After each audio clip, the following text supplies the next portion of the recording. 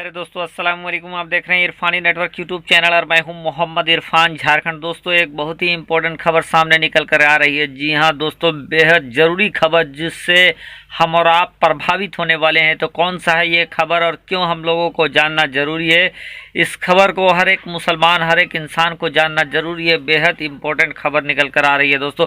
इससे पहले कि मैं आपको पूरी खबर बताऊँ, पूरी खबर के बारे में आपको जानकारी दूँ, आपसे रिक्वेस्ट करना चाहूँगा, अदबन गुजारिश करना चाहूँगा कि अगर आप पहली बार मेरे यूट्यूब चैनल इरफानी नेटवर्क में विजिट कर रहे हैं तो जल्दी से आप मेरे चैनल इरफानी नेटवर्क को आप सब्सक्राइब कर लें, साथ ही साथ बेल के बटन को ऑन कर दें और ऑल नोटिफिकेशन के ऑप्शन को दबा लें ताकि आने वाला हर वीडियो सबसे पहले आप तक पहुंच सके। दोस्तों, बकरीद जैसे जैसे नज़दीक आता जा रहा है वैसे वैसे अलग अलग तरीके के खबरों का आना जारी है। लगातार इस तरह से गाइडलाइंस आ रहे हैं जो मुसलमानों को सख्ती में डाल रहा है, जो मुसलमानों के बीच ओहापोह की स्थिति उत्पन्न कर रहा है, जो मुसलमानों की आज़ादी पर पाबंदी लगा रहा है और बकरीद को अच्छे तरीके से मनाने में पैरों में जंजीर लगा रहा है। कुछ तो वक्त की ज़रूरत है और कुछ ऐसे गाइडलाइंस भी हैं जिसको लोग हसद और कीना और जलन के बाइस ऐसे गाइडलाइंस को थोपने की कोशिश करार दे रहे हैं लोग सोशल मीडिया के अंदर।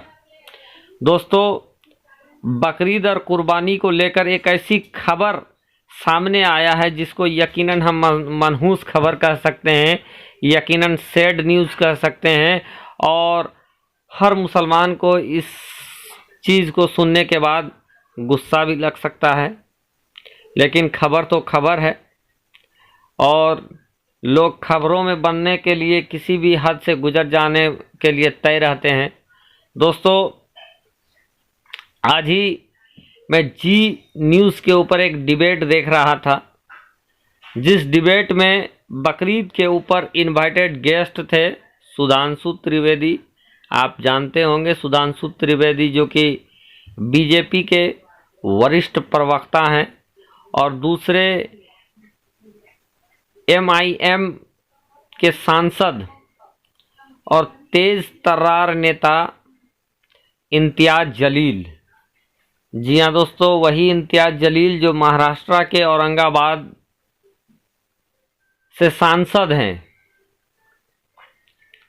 उनके और सुधांशु त्रिवेदी और बीच में आप ऐड कर लें जीटीवी के एंकर अमन वर्मा, इनके बीच एक बहस छिड़ गया। बहस किस बात की? प्रतीकात्मक कुर्बानी, प्रतीकात्मक बकरीद। दोस्तों, ये प्रतीकात्मक कुर्बानी की क्या चीज़ है?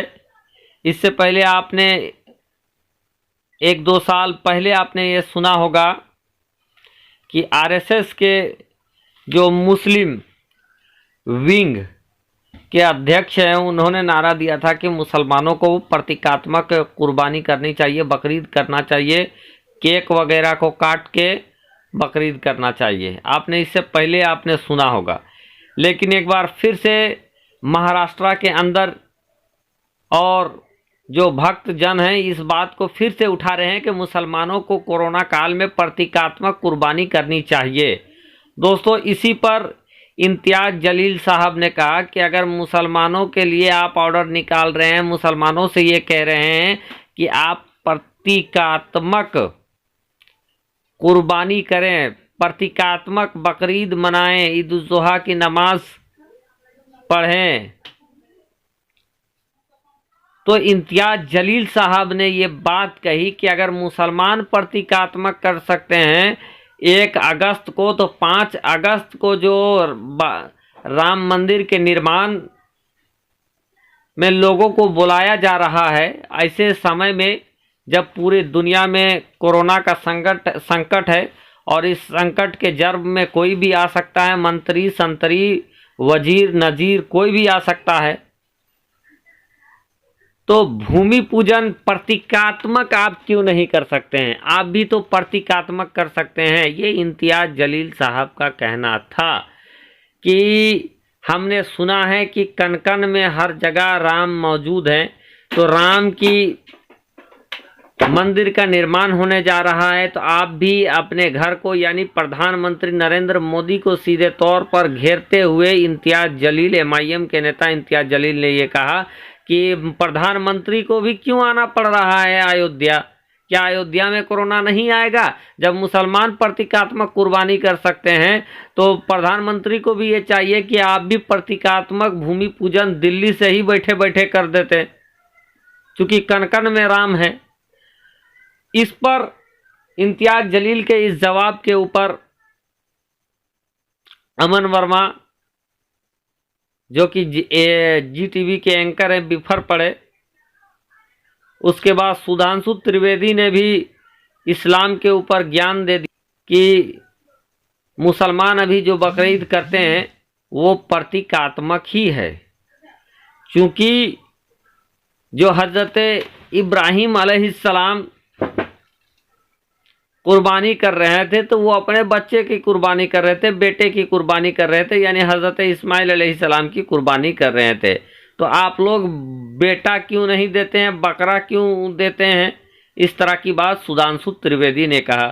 जबकि सुधांशु त्रिवेदी जी अगर और विस्तार से जानते हैं तो बेशक हजरत इब्राहिम अलैहिस्सलाम अपने पुत्र, अपने सपुत्र, अपने सन हजरत इस्माइल अलैहिस्सलाम को कुर्बानी करने के लिए गए थे, बकरीद करने के लिए गए थे, लेकिन रब तबारक व तआला की मर्जी से उनके बच्चे की जगह पे दुम्बा आ गया था, दुम्बा की कुर्बानी हुआ था। और उसके बाद इस्लाम